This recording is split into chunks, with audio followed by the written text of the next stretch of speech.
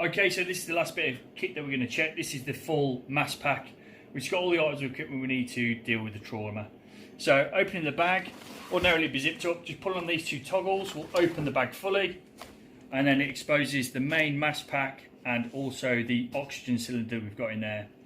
Again, pulling these two tags, open the main mass pack out, and then the first thing we do is deal with a patient in line with a stringent system which guides us through trauma. So the first thing we're going to do before we'd even open the pack is to check that the scene's safe and nobody's in and around the area that's going to cause us or the casualty further harm. And the first thing we'll be doing is looking at a critical bleed. So these are the types of bleeds that are going to make a patient lose so much blood that they're going to become critically ill or potentially die because of the amount of blood loss that they're losing. So to aid us with that, we've got a number of tourniquets which we can use on limbs to stop bleeding straight away. We can also pack and put direct pressure or indirect pressure on wounds to stop those bleeds.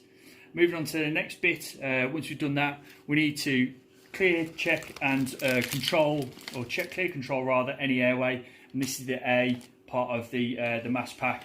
We've got nasal and oral pharyngeal tubes to assist to control and maintain those airways. Moving across the bag as we open out, then we're looking at breathing.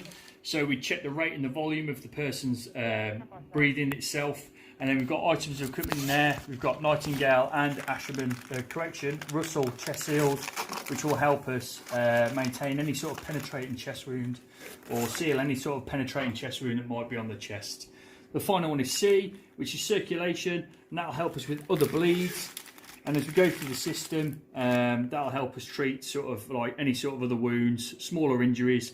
And we can do that once we've managed the critical bleeds by using the hemostatic dressings to pack out wounds and start that clotting procedure.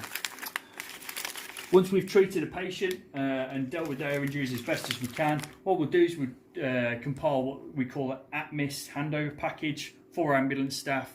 When ambulance staff arrive, we'll give them the at-mist package so that the patient's ready to go with them to hospital.